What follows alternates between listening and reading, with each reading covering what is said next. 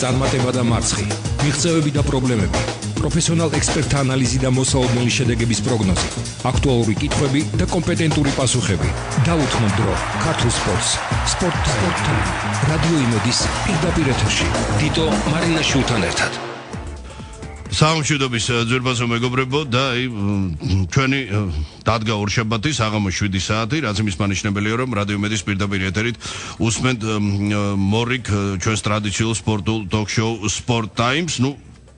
ახლა როდის თქვენ იცით ჩემი დამოკიდებულება საერთოდ ქართული და მსოფლიო ჭადრაკის მიმართ და რა უფლება მქონდა მორალური რა გინდა რა რომ ამიარა გვერდი ესოდე მნიშვნელოვანი მოვლენისთვის ნანატრი და პირადად აი მართლაც ნანატრზე მეტი შეიძლება ითქვას და ხანდახან სიტყვას არ ყოფნის იმის რეალურად რომ გამოხატო თუ რას ნიშნავდა ჩინეთის ქალაქ ჩენგდუში ქართველ ქალ მოჭადრაკეთა ნამდვილი ტრიუმფი. ასე შეიძლება უწოდოთ ფორუმი მსოფლიო ჩემპიონის ტიტულის მოპოვება გუნდური პირველობის.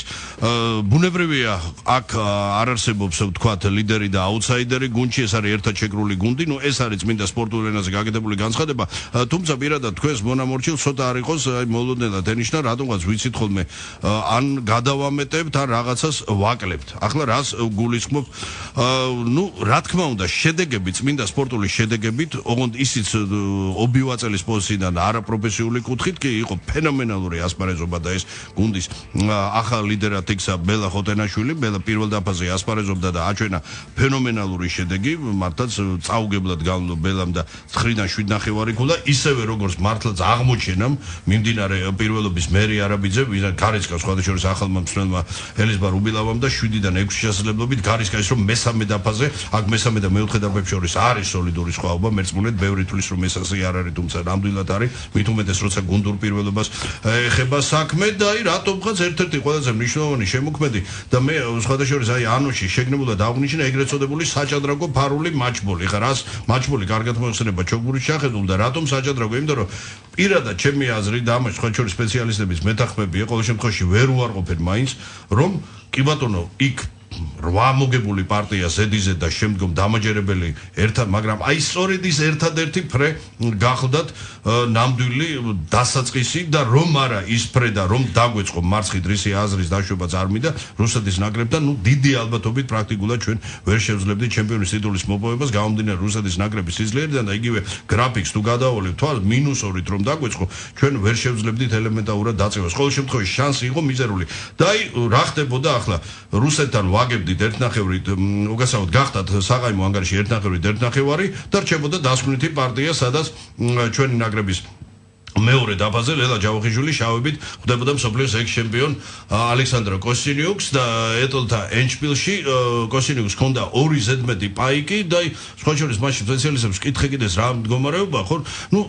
რაღაც უზუსტესი თამაში იყო საჭირო რომ პარტია დამთავრებული იყო ყაიმი და იქაც შანსი სამწუხაროდ იყო და ლელა მართლაც ნამდვილი სასაული მოახდინა და უზუსტესზე მეტი კოსტინიუკს არ მიცა ესოდე სოლიდური უპირატესობის რეალიზების შესაძლებლობა.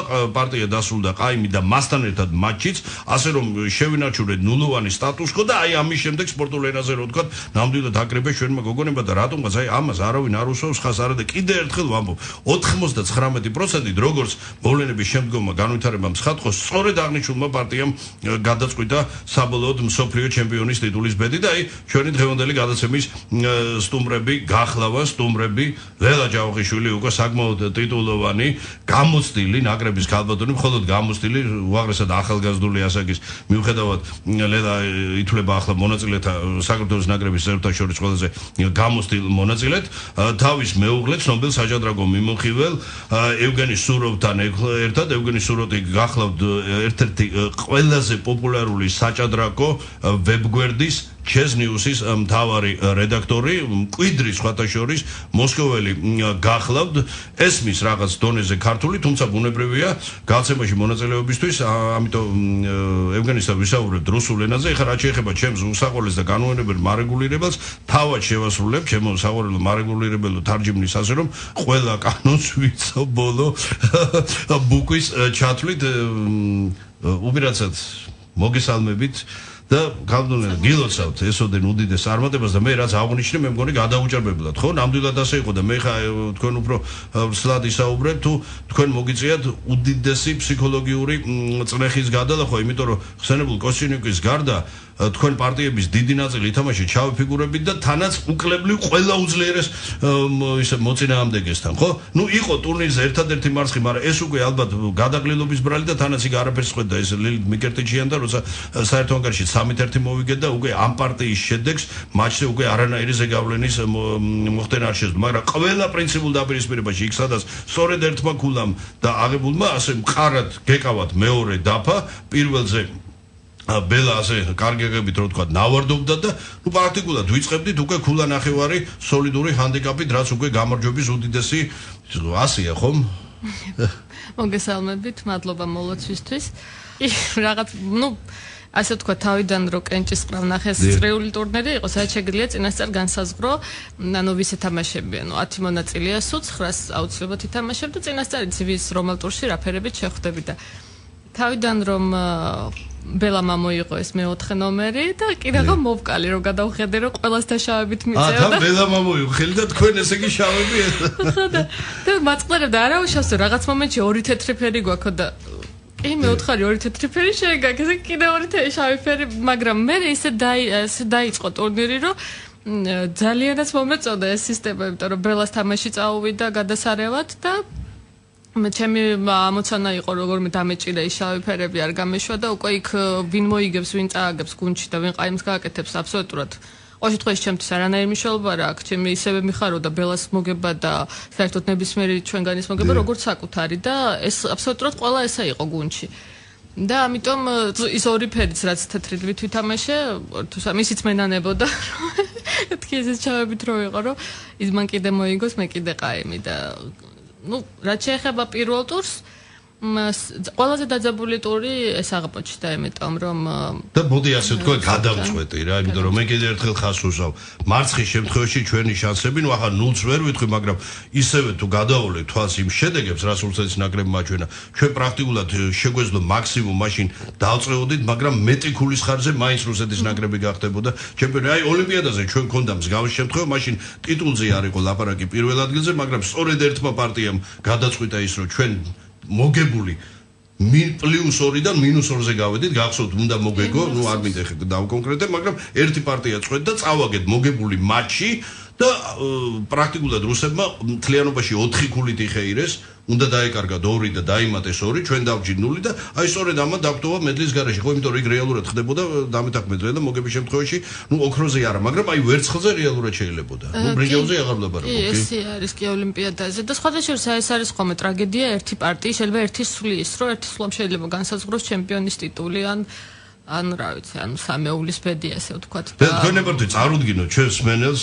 ჩვენ დღევანდელი გაცემის კიდევ ერთი სტუმარი, ბატონი ევგენი სუროვი. Приветствуем вас, Евгений. Добрый вечер. Я очень благодарен вам за то, что вы меня пригласили сюда. Приношу сразу извинения, что не могу поддержать вашу милую беседу на грузинском. Если бы мог, обязательно бы это сделал. Но хочу сказать, что ваше радио я иногда слушаю с удовольствием. У вас очень хорошая музыка звучит. Я очень люблю музыку.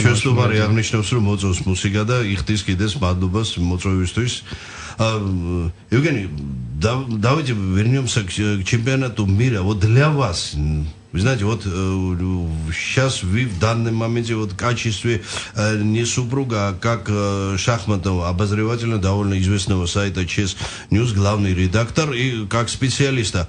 Не было неожиданностью победы грузинской команды, ибо, вы знаете, учитывая два фактора, чтобы наша команда выступала без своего лидера Нана Загнидзе, и одновременно, если не считать Шоуипан, чемпионки мира, китаянки, все абсолютно без исключения действующие, сильнейшие шахматистки выступали, как и сборная Китая, так и сборная Индии, ну не говоря о России, вообще сейчас уже, я даже спросил, где Косинцевы, они давно уже, оказывается, даже не попадают в сборную, ну полную, да?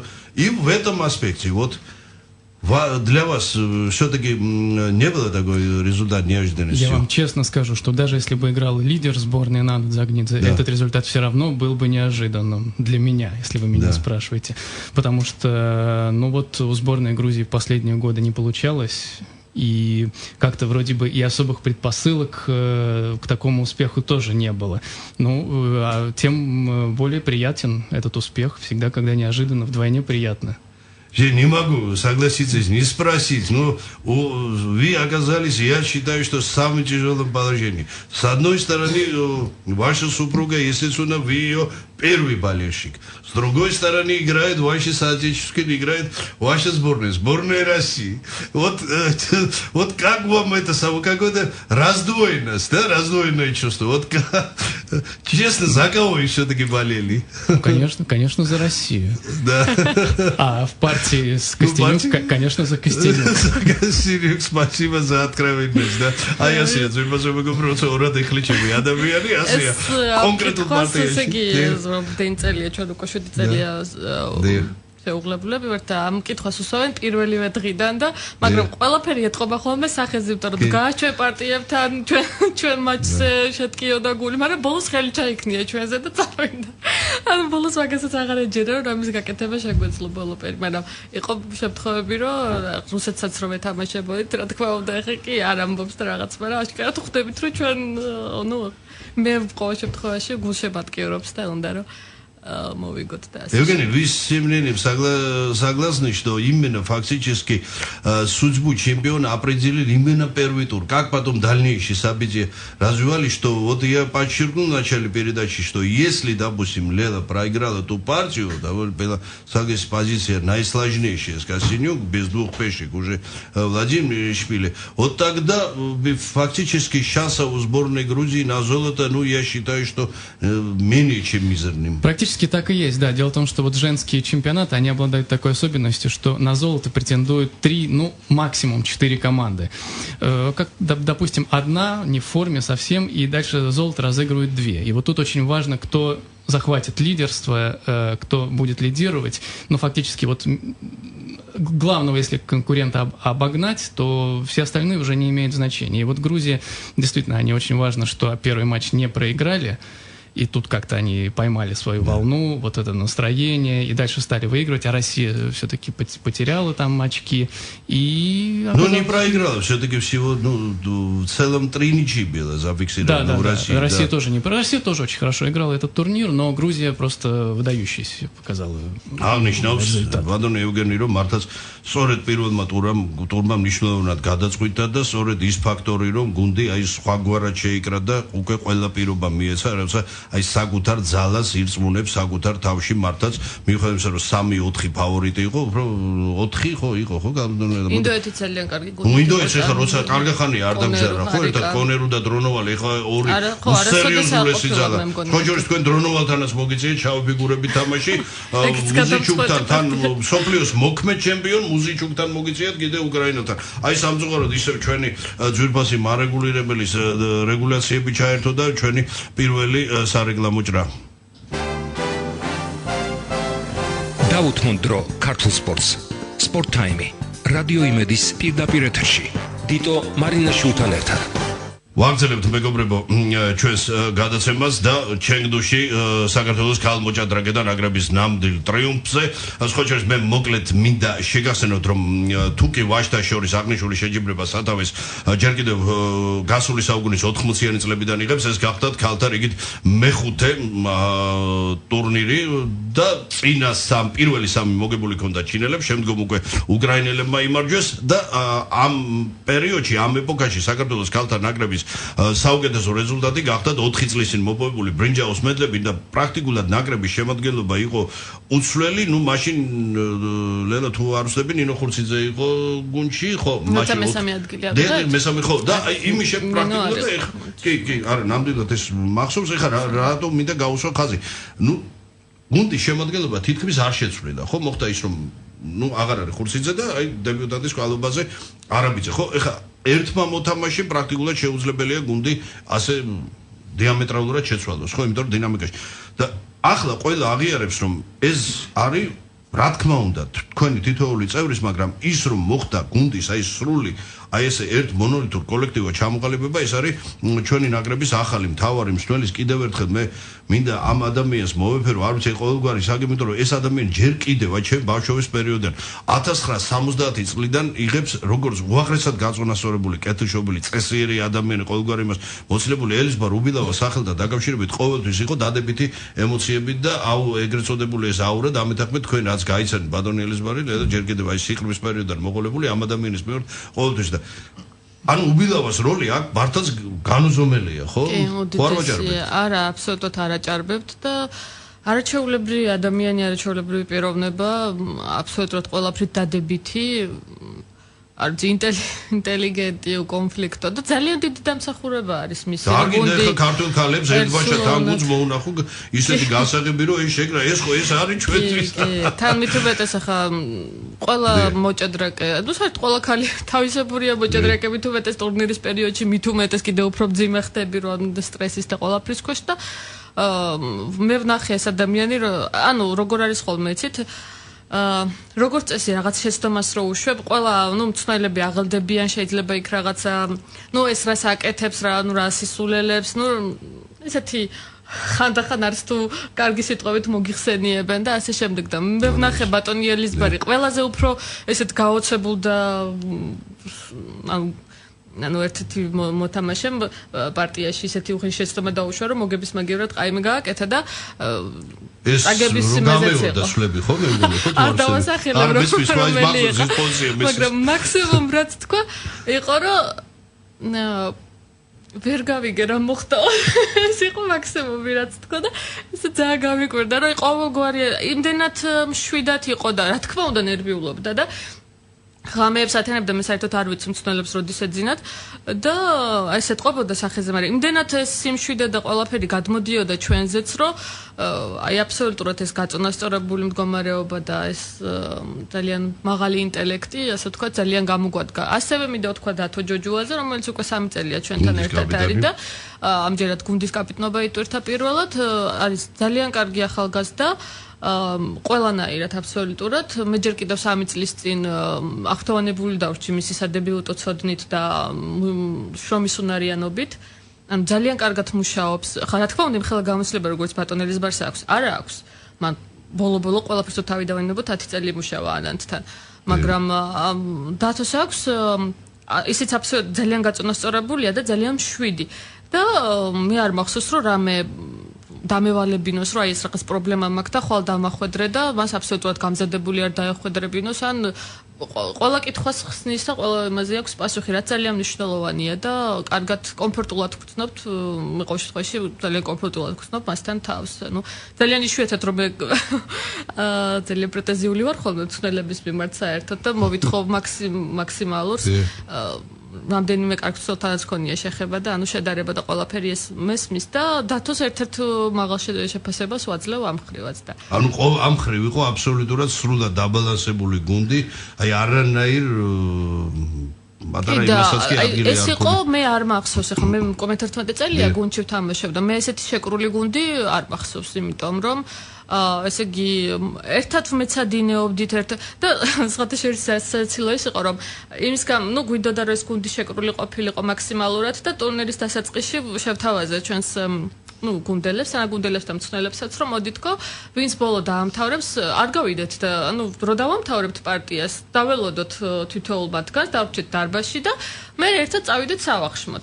აქამდე როგორ იყო, იცით, ვინც ამთავრებდა, როგორც წესი, მიდიოდა ოთახში ისვენებდა, მაქსიმუმ 2 წავს ვიყავით სავახშმოდ და ცალ-ცალკე როგორც წესი. ეხლა მართლაც ესე გავაკეთე. საქმე იმაშია, რომ თუ მე ჩემი დალოდება უწევთ იმიტომ რომ ყველაზე რთული მეტოქეები შავი ფიგურები და აი ხა ჩამოთვლილი მეტოქეები შეიძლება შენ იმდენად არ მაგრამ მუზიჩუკი დრონოვალი იგივე ზავაცკარი მოწინააღმდეგე რო ხედავს რომ ეს თელი შენი გუნდი იქ დგას და გულშემატკივრობს ეს მათზე მოქმედებს საკმაოდ და ვფიქრობ რომ ამანაც ძალიან თქო დადებითი როლი შეასრულა პარალელურად არ შეიძლება თქვენ მეუღლეს არ ვკითხო აი თქვენ შესახებ Евгений хочу воспользоваться случаем спросить осильных сторонах можно сказать, что хорошо осведомлены. Вот по-вашему, где слабое звено у вашей супруги? Несмотря на то, что она фактически очень многое сделала для развития жанра шахматы в Грузии и вообще достигла довольно хотя бы тот факт, что чемпионка Олимпиады и чемпионка мира, это говорит о многом, да, но все-таки, вы знаете, вот за это 11 лет, поверьте, шахматное общество, все мы ждем от нее, потому что у нее класс, вы понимаете, есть, вы сами лучше меня знаете, есть одаренные, есть работяги, скажем, но у нее именно класс, вы понимаете, и характер более чем уравнительный, можно сказать, даже нордический, да, очень трудно ее вывести из себя, и все-таки, вот, понимаете, за это 11 лет возникает вот чувство какое-то не то, что неполноценное, что-то где-то не догоняет, или что-то не хватает. Вот вы как супруги, профессионалы и обозреватель, вот что вы считаете, вот где загвоздка этой проблемы, скажем? Очень провокационный вопрос задаете, потому что если я сейчас расскажу все слабости своей супруги... Не все, ну именно... Я боюсь, что сегодня вечером... Нет, этого не надо. Завтра вы меня уже можете не услышать в эфире. Вот как раз это менее всего хочется. Ну, так и... Но, тем не менее, вы знаете, дело в том, что, наверное, это слабость не только Лелы, но и вообще очень многих. Дело в том, что шахматы в последние годы очень сильно изменились. И те шахматы, которые были 10 лет назад, сейчас тех качеств, которых 10 лет назад было достаточно для достижения каких-то высоких результатов, только этих качеств сейчас не хватает. В основном какие? Давайте подчеркнем, какие в основном. Основное, что надо понимать, что сейчас шахматы в такой степени спорт, в какой никогда еще не были спортом. Здесь необходимо иметь чисто спортивные качества, спортивный характер, в определенной степени спортивную наглость и физические кондиции. Вообще, вы сами как оцениваете? Это лучшую сторону или худшую? Понимаете? Это вот согласитесь с этим, что вот если сделать параллель вообще в истории шахмат, я имею в виду сейчас в данный момент о женской шахмате, в последнее время появились, мягко говоря, какие-то странные чемпионки, понимаете, которые вот здесь самые Ущинина или то же самое младшая Музичу, который, вы знаете, вот, извините, никак не тянет ни та, ни другая. Не говоря о чем вообще о короне. Ну вот это вот примерно то, о чем я говорю.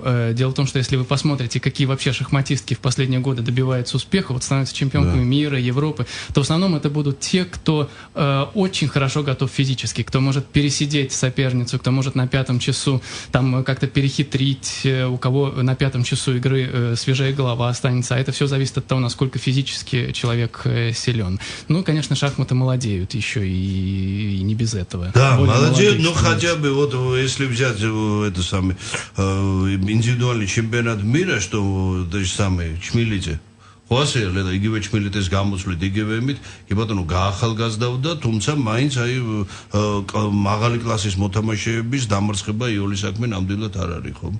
აი თქვენთვის მაინც როგორ? აი ეხლა რაც ევგენი ბრძანა, ეს უფრო გადგება თუ მაინც ისჯობდა ის კლასიკური ჭადრაკი, ეს დიდი ჭადრაკი, რომელიც იყო ნამდვილად სადღაც 95% მეცნიერება და ალბათ 5% სპორტი.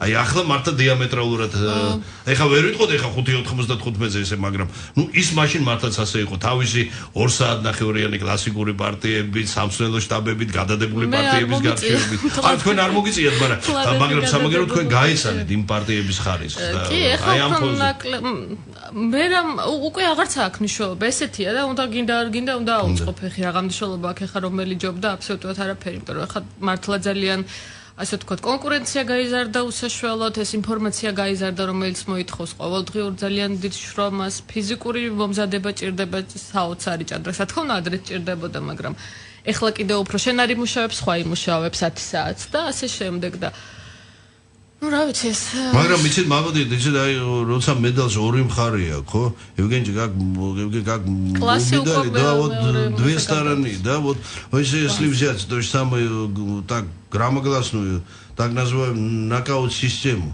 Я уверен, что вот если были вот межнациональные или другие, или матчи хотя бы из 6, не говоря уже из 8-12 партий, вот так в 2 партиях определяется победитель, то, что вот следом было Анна Музычук. Конечно, Музычук классный игрок, ничего против нее не имею, но я не думаю, чтобы Лела в чем-то и уступает.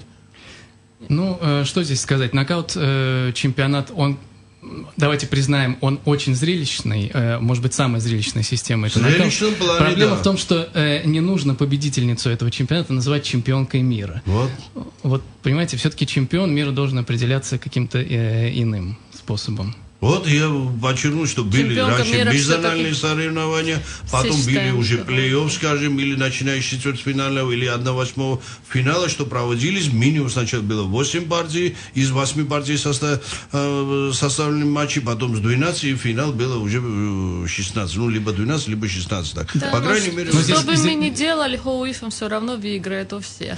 Нет, здесь дело в том, что если говорить вот о таких длинных матчах, но здесь мы уже переходим к другой проблеме. На такие матчи сейчас, к сожалению, никто не выделяет деньги. Вот женские шахматы сейчас, к сожалению, мало кому интересны. აი ასე ძვირფასო მეგობრებო ის რომ მიუხედავად ისე რომ სანახაობრივი ხარ გაიზარდა ობივაწელისთვის იგივე თქვენი მონამორჩილისთვის რა თქმა უნდა ეხა სანახაობრივად არ დავამბალავ ესე მაგრამ აი პროფესიული კუთხით ბუნებრივი აქ საერთო კლასი საერთო მაინც ხო ის სხვა იყო სამყარო მაგრამ აქ როგორც ევგენი აღნიშნა თავარი ის რომ ჭადრაკის თქვენ გახსოვთ სხვათა შორის აი სწორედ ილუმჟინოს ამას ვერ დაუკარგავთ ლელორო სწორედ კილსარმა მოახერხა რომ დაიწყო ფულის ჩადება ჭადრაკში დაიწყო მძიმე თულად მაგრამ იმიტომ რომ იმ კილსანამდე იყო პერიოდი ეპოქა სადაც აბსოლუტურად გაჩერდა ჭადრაკის განვითარება აი ეს ბანალური მიზეზის გამო იმიტომ რომ არ არსებობდა უკვე სიტყვა სპონსორი არავის აღარ აინტერესებდა მატერიალური კუთხით ბუნებრივია და ეხა ნუ ეხა ხელოვნების და მეცნიერების საერთოდ ისეთ დონეზე ხა მშიერი ადამიანი რომ ჭადრაკს ვერ ითამაშებს ეს ორჯერ ორი დონეზეა კიდევ ერთი სარეკლამო ჭრა ძვირფასო მეგობრებო და ჩვენს გადაცემას განვაგრძობთ რამდენიმე წუთში. Sport Time. Radio Imedis პირდაპირ ეთერში. დიტო მარინაშვილთან ერთად. გიბრუნდებით ძვირფასო მეგობრებო და არ შეიძლება რამდენიმე მნიშვნელოვანი თემა ჩვენი დღევანდელი გაცემის სტუმრებთან არ შევეხოთ. მე კიდევ ერთხელ შეასერებთ რომ ჩვენი დღევანდელი გაცემის სტუმრები გახლავან საქართველოს ქალმოჭადრაკეთა ნაკრების ერთ-ერთი ლიდერი ქალბატონი ლელა ჯავახიშვილი და მისი მეუღლე ცნობილი რუსი საჭადრაკო მიუხილველი ევგენი სუროვი და აი რა დავიწყოთ ლელა რით ბუნებრივია მე არ მინდა უბრალოდ ამ თემის გავრცობა გაშლა მაგრამ გაიჟღერა ბოლო პერიოდში სწორედ აი როცა თქვენ აი სულ ტიტულამდე ერთი ნაბიჯი გაშორებდათ რომ ის თითქოს რაღაც ქართულ ჭადრაკის რაღაც თანხებთან დაკავშირებით მე მხოლოდ ფაქტის კონსტატირებას გავაკეთებ ეს მსმენელისთვის საზოგადოებისთვის რომ საქართველოს ჭადრაკის ფედერაციის მხედველობაში მაგ ჭადრაკის ფედერაციის და რა იგულისხმება ამასაც სულ ორი სიტყვით მოგახსენებ ბიუჯეტი არ აღებადება 1.800.000 ლარს და პლუს ამ თანხაში შედის მხედველობაში მაგ წლევანდელი ბიუჯეტი ფიდეს გრან-პრი და ასევე ევროპის ჩემპიონატი ასაკობრივ კატეგორიაში რომელსაც ბათუმმა უნდა უმასპინძლოს. ეხლა ჩვენ ეს ორი უმსხვილესი შეჯიბრება რომ გამოვაკლოთ, სულ დაგვრჩება მაბატიეთ მართლაც გროშები. მოდით რეალურად შევხედოთ კი ბატონო გვაქვს ეს ფრაზა ხო ქართველებს და რომ იცით მოდი იმას დავეტოლებით იმას ნუ გაუტოლებით ისე საბანი როგორ გავხდება. მაშინ დაუცილო ამ შედეგსაც ნუ გაითხოვ რა. საიდან მოვიდა ხო ეხლა აი ყველაზე უშუალო კონკურენტი გავლი ჩემპიონატზე იყო რუსეთის ნაკრები, ხო? რუსეთის ნაკრების მარტო აი სათადარიგო მოთამაშე გახლავთ ჩემბატონო გირია, ოლე გირია, რომლის ხელფასი აღემატება 2000 ევრო, ხო? თუ არ ვცდები. 2000 ევრო, ეხლა 2000 ევროს იღებს მარტო ხელფასის სახით, აქ აღარ არის სხვა პირობებზე, მოსამზადებელ პერიოდზე იმას, ხო? აჯობე, ხო? დაუცილო რუსეთის ნაკრებს. ეხლა ბუნებრივია დავიწყოთ იმით, რომ პირველი ჩნდება კითხვა, თუ რა მატერიალურად როგორ იქნება თქვენი ესოდენ დიდი წარმატება ასახული თუ აცნობილი უგელა და შეგიძლიათ გითხრათ ამის შესახებ ანუ პრემიერება სპორტსმენების ხო ეხლა მე მგონი მედი არც ერთი მაბატიე ჭკუათყოფელი კი არა საერთოდ ეხლა მართლა საერთოდ ჭადრაკის მოძრაობა ვერ იტყვის რომ ეს აი ამ ფურორის ფონზე რომ ელემენტარულად არ მოხდეს ამ გოგონების პრემიერა არ ჩვენი გუნდის პრემიერება რაც სხვა ჯორის იგივე კანონმდებლობითაა გათვალისწინებული მაგრამ ერთი ცნობილი ფილმის არ იყო Вспомните Евгений как что შტასი ნიუჯინგარ და ავიხკარიჩის ვიყო გააჩნია რამდენს გვაძლევენ და რა თახაზია საუბარი მე როგორც ჩემთვის არის ცნობილი ოფიციალური თანხა ძალიან ესეთი მიზერულია რომ მაგრამ ეს კანონმდებლობით გათვალისწინებული არის გუნდზე 34,000 ლარი თუ არ ვწდები ეს გაცილებით ნაკლებია ვიდრე თუნდაც გუნდზე აქ შედის ესე იგი 5 მონაწილე მსვლელი და კაპიტანი 5 მონაწილე ნუ ეს უკვე მაბდენ მართლა ეს გირიას ხელფასი ყოველთვიური უფრო მაღალია ვიდრე ჩვენი საჩემპიონო ასე ვთქვათ ერთჯერადი პრემია მოდი ახლა ძირფასო მეგობრებო თხოვოთ ელემენტარულად ხომ მოუწოდოთ კაცო ხელისუფლების უმაღლეს პირს რომ სათანადო დააფასონ ეს არის ფურორი ეს არის ნამდვილად ფენომენალური წარმატება და ღმერთმაგნას რომ ჩვენ დამეთანხმეთ გავაშინაუროთ ასე ვთქვათ და შევაჩვიოთ ჩვენი კომაგი მსგავს წარმატებებს მაგრამ თვითონ ეს უკვე ისტორია ეს არის ისტორიის ახალი და რაღაც ისეთი ფურცელი სხვა შორის არ შეიძლება კაცო არ იგივე პრემიერს ესეთი გაგებით კაცო ჩვენებურია სხვა შორის ამაზე მინდა თქვა არ შეიძლება რომ ბოლო ამაზე ვამბობდი კიდეც ეხა პრივატულ საუბარში რომ აიო გახელებიო და რაღაც მარტო ჭიდაობის მეტიო და სპორტი არაფერიო აბა ეგრე არ არის პირველი და მეორე დაფა ორივე მკვიდრი გახელები გახლავან ბელას ლელას ხოთინაშვილი ჩავაკიშვილის ხომ მკვიდრი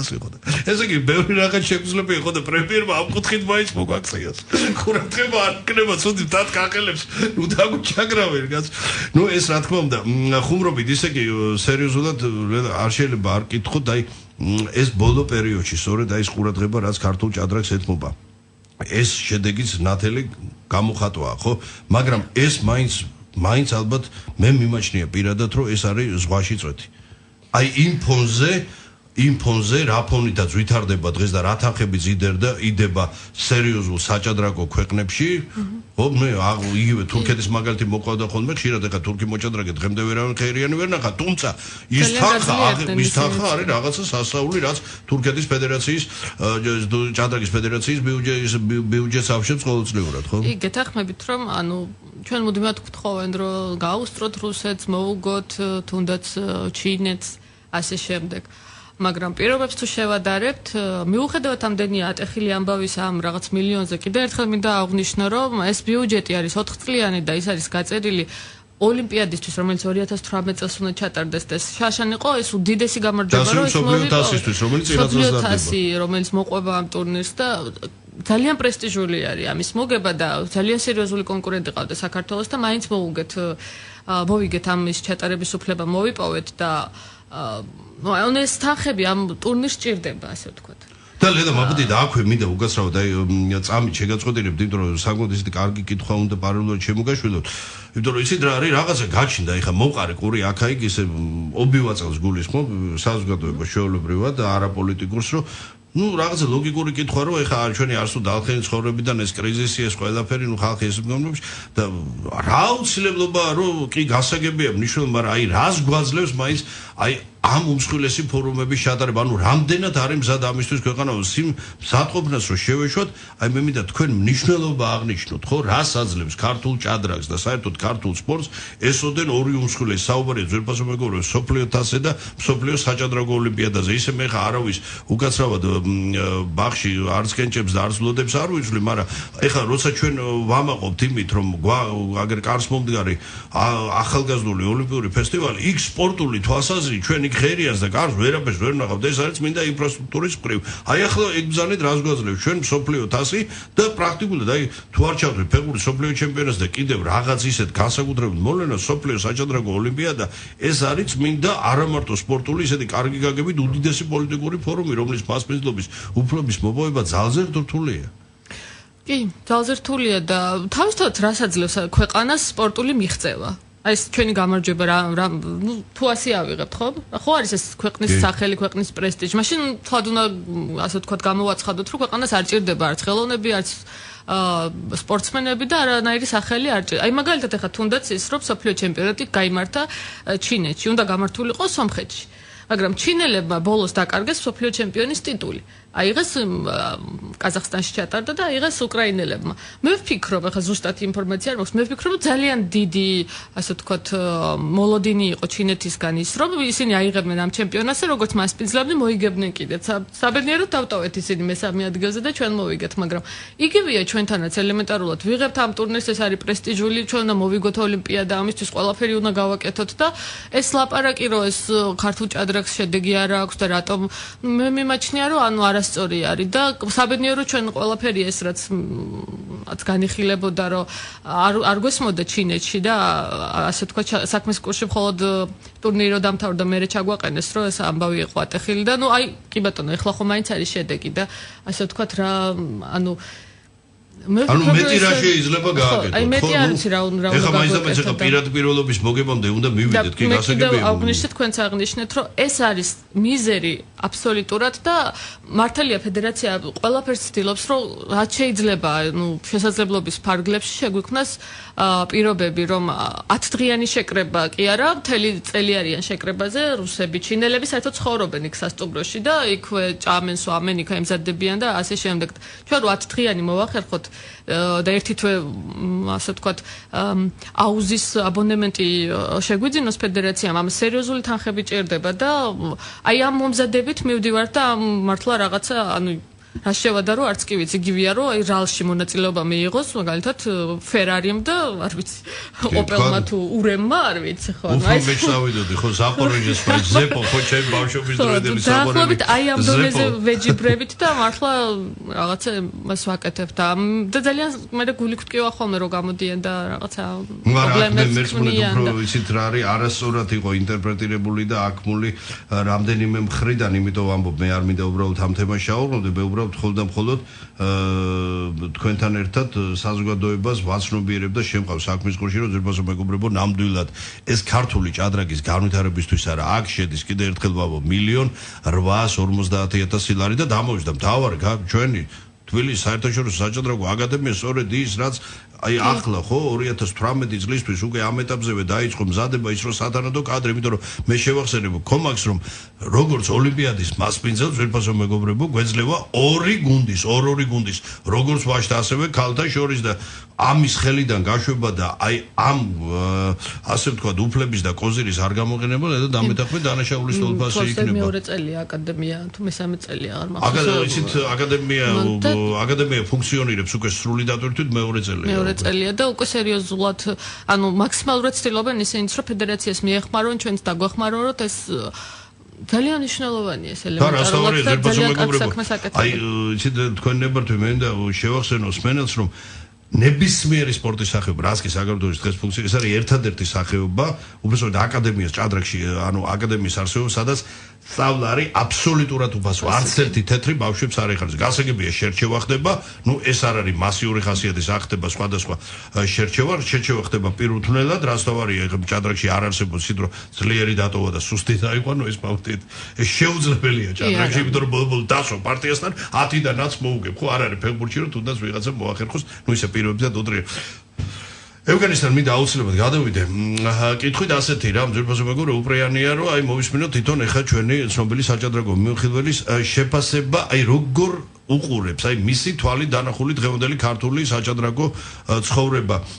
Евгений, вы знаете, никак муж, а как профессионал. Понимаете, как муж, почему подчеркиваю, что вот что я хочу вас спросить. Я вообще не знаю, что за девушка сидит передо мной, кто это. Да. Ну, знаете, какой вопрос. Как вы оцениваете нынешнее состояние в материальном плане вообще грузинского шахмата? Образно, вы уже хорошо осведомлены, уже вникли, уже, можно сказать, в деталях, нюансах.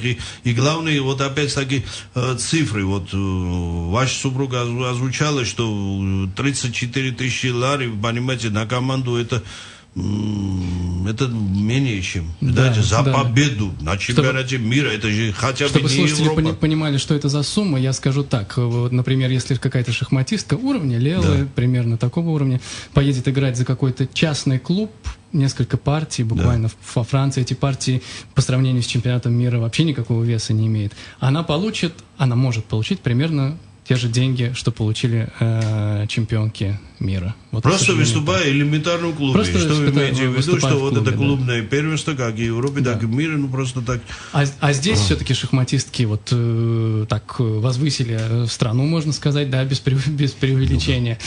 Все-таки работают не только для себя, но и на страну тоже.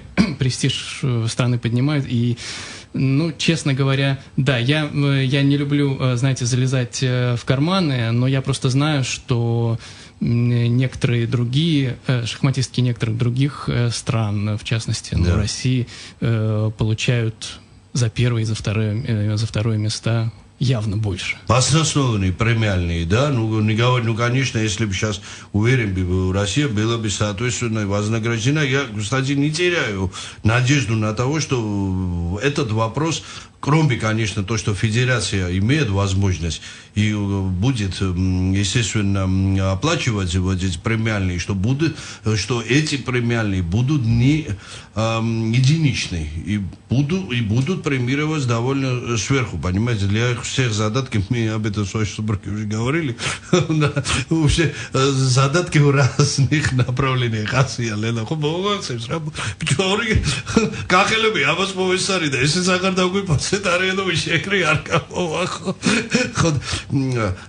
Женя, что хотел вас спросить? Вот сам процесс, вот это уже, можно уже сказать, касается чисто вот в семейном плане. Вот сам процесс, вот ежедневные работы, вот это, можно сказать, вот это длительные, часовые, вот это все, это же неимоверный труд, согласитесь. Иногда и непосильным трудом можно сказать. Вот что для этого, вот какая, вы знаете, вот такой, можно сказать, такой вопрос, жестковатый вопрос, вот, минимальный, вот по-вашему, какие условия должны быть в материальном плане, чтобы вот в семье вот было, вот, понимаете, чтобы вот и Лена готовилась и по полной нагрузке, и вот не возникло никаких вот финансовых трудностей.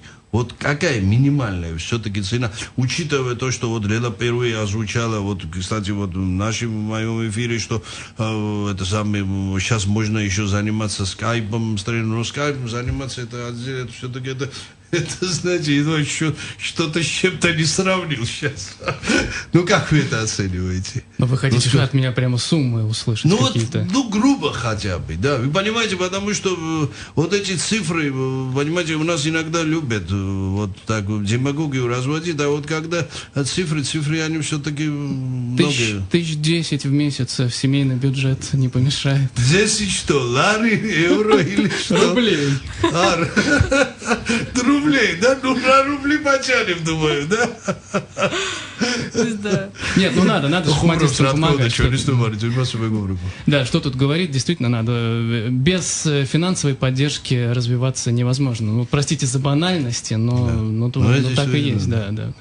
А уж если говорить не только о деньгах, то какой-то семейный очаг, вот стараемся со своей стороны тоже как-то создавать условия, чтобы дома можно было спокойно заниматься.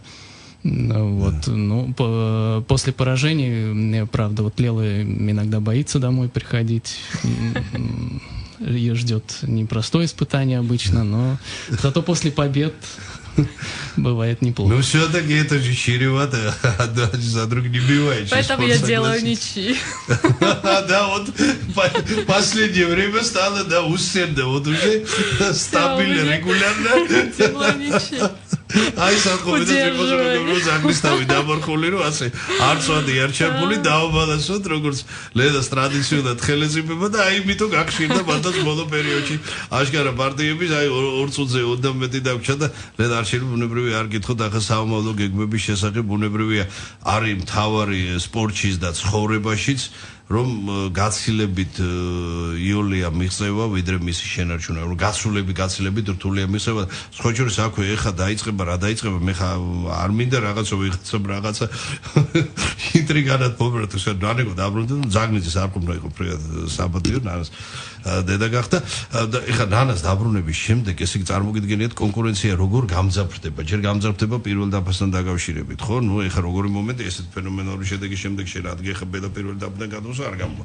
ნანა ქარიზმატული ლიდერად ითვლება და მე ვჭობ რომ ნანა დათანხმდეს მეორე დაფას. თქვენ მყარად გიგავიათ მეორე დაფა. ეხა არაბიძე ფენომენალური შედეგი აჩვენა მესამე დაფაზე ზის. ხო, ეხა ეს ორი აჭარელი გოგონა ისეთი მომენტია კმილეპანესილი მსოფლიო ჩემპიონის ტიტული. აი არა, ნუ ხო, აი არ ვიცი. არა, სინამდვილეში აქ, ანუ ეს ხა იყო გუნდი, რომელსაც რა პირველი დაფა და რა სათადარიგო. ყველა ვიყავით პირველი დაფა, ყველა ვიყავით სათადარიგო, ყველა ვაგებდით ერთად, ყველა ვიგებდით ერთად და ეს აბსოლუტურად ასე ვთქვათ არ მოქმედებდა, ნუ ყველა ხო ასე თუ გაგრძელდა, ჩვენ აუცილებლად შევინარჩუნებთ შედეგებს. აი მთავარია ეს გაგრძელდეს, მთავარია ერთსულოვნება გაგრძელდეს და აი ერთსულოვნება და ეს დაფასდეს ბუნებრივია სათანადოდ კიდე ერთხელ ვამბობ ზურბასო მეგობრებო 21 საუკუნის სხვანაირად არეგების и последний вопрос Женя вам передачи მე უბრალოდ არ შეიძლება არ გაუსვა ხაზი რომ ბოლო 25 წლის მანძილზე ქართულ სპორტსმენ ქალბატონთაგან ჩვენ მანდილოსანთაგან აი რომელიც ასე ვთქვათ აი ოჯახი შექმნა და გათხოვდა უცხოელზე და ჯავახიშვილი ერთადერთია ვინც სამშობლოში დარჩა იყო ქეთევან არახამი რომელსაც უდიდეს პატივს მკედინოს უბრალოდ ქედინო ცხოვრობდა თავიდან შოტლანდიაში თუმცა საქართველოს დროშის არ საქართველოს სახელით ასპარეზობდა რედა საქართველოს სახელით ასპარეზობს და плюс კიდე აქ ჩამოიყვანა მოსკოვიდან квар Женя все-таки вот это самое вот заканчивается просто в двух словах вот я не спрашиваю как вам Тбилиси ну не хочу сейчас сравнить у каждого свою любовь свою но все-таки вот вы как вам вот знаете не то что оставили скажем столицу то что А я могу совершенно искренне сказать, мне в Тбилиси хорошо. Это хорошо. Да, особенно когда вот приглашают на хорошие радиостанции поговорить, да. Ну и главное, чтобы вы не забирали, а так будем приглашать очень часто. Желаю удачи ძვირფასო მეგობრებო, სამწუხაროდ ამოიწურა ჩვენი განაცემის დრო, მე კიდევ ერთხელ ულოცავ ლედას ჩვენს გოგონებს ამ უდიდეს წარმატებას, კიდევ ერთხელ ვიტოვებ იმედს, რომ სათანადოდ იქნება ჩვენი გოგონების ეს უდიდესი მიღწევა, შრომა და ღვაწლი დაფასებული და მომავალი წარმატებების იმედად დაგემშვიდობებით. წარმატება და მარცხი, მიღწევები და პრობლემები, პროფესიონალ ექსპერტთა ანალიზი და მოსალოდნელი შედეგების პროგნოზი, აქტუალური კითხვები და კომპეტენტური პასუხები. დაუთმოთ დრო ქართულ სპორტს. სპორტთან რადიო იმედის პირდაპირ ეთერში. დიტო მარინაშვილთან ერთად.